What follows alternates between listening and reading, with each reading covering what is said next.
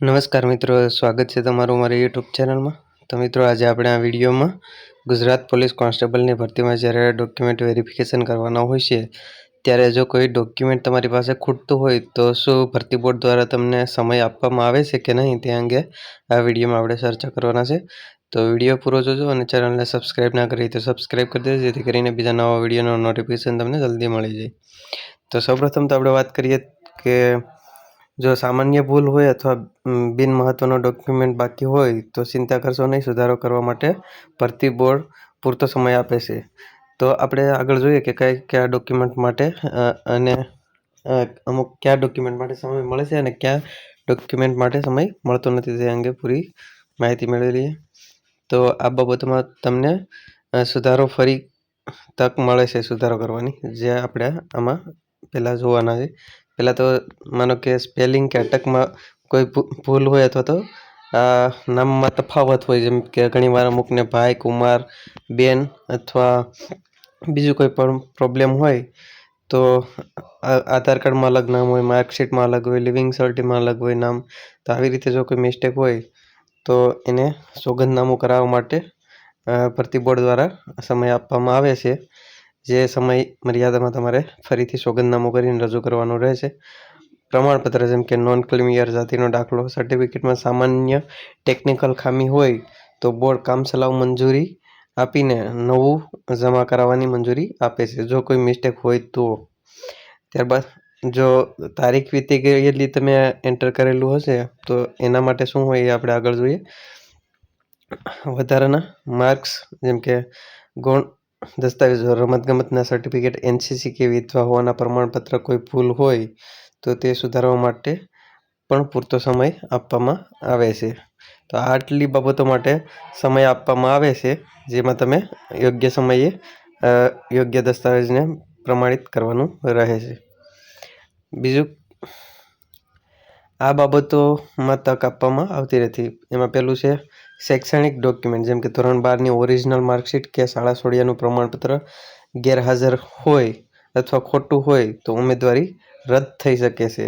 આવા કિસ્સામાં ફરી તક આપવામાં ઓછી એવું બને છે કે ફરી તક આપવામાં આવે, પણ વધુ પડતા ગેરહાજર કોઈ મિસ્ટેક હોય તો એમાં ગેરલાયક ઠેરવવામાં આવે છે। કટ ઓફ તારીખ, ફોર્મ ભરવાની છેલ્લી તારીખ નિયમ મુજબ જાતિ કે ક્રિમિલિયર સર્ટિફિકેટ ફોર્મ ભરવાની છેલ્લી તારીખ પહેલાંનું હોવું જોઈએ। જો તે પછીનું હશે તો બોર્ડના ઓફિશિયલ્સનો નિર્ણય આખરી રહેશે, એટલે કે ત્યાં અધિકારી જે હાજર હશે એ જો ઈચ્છે તો સમય આપશે, બાકી એની મરજી પ્રમાણે ચાલવાનું, કારણ કે જો એ ના પાડી દેશે તો ડોક્યુમેન્ટ સ્વીકારવામાં આવશે નહીં। જો તારીખ વીતી ગયેલી પછીના ડોક્યુમેન્ટ હશે, જેમ કે હમણાં આપણે વાત કરી નોન ક્રિમિનલ સર્ટી અથવા તો જાતિનો દાખલો, એ ફોર્મ ભરવાની છેલ્લી તારીખ પછી જો કઢાવેલો હશે તો એ માન્ય ગણવો કે ન ગણવો એ ત્યાંના અધિકારી ઉપર આધાર રાખે છે।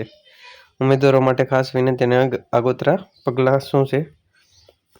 તો પેલું છે સૂચનાઓ વાંચો, જેમ કે કોલ લેટર સાથે આવેલી ગાઈડલાઇન્સ એકવાર અચૂક પૂરેપૂરી વાંચી લો। જેમ કે જ્યારે ડોક્યુમેન્ટ વેરિફિકેશનનો સમય આવશે ત્યારે એના ફરીથી કોલ લેટર નીકળશે, તો એ કોલ લેટરની નીચે જે સૂચનાઓ હોય છે એ પૂરેપૂરી ધ્યાનથી 1-2 વાર વાંચી લેવી।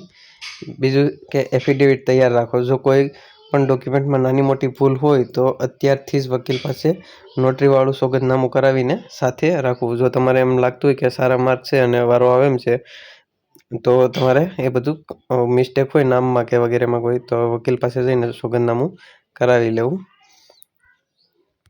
નમ્રતાપૂર્વક રજૂઆત, જ્યાં હાજર અધિકારીઓ મદદરૂપ થવા માટે જ હોય છે। જો કોઈ સાચું કારણ હશે તો તેઓ અરજી લખાવીને નવો દસ્તાવેજ લાવવાની ચોક્કસ તક આપે છે। એવું નથી કે કોઈ મિસ્ટેક હોય તો ડાયરેક્ટ તમને રિજેક્ટ કરી દેવામાં આવે છે અને ભરતીમાંથી દૂર કરી દેવામાં આવશે।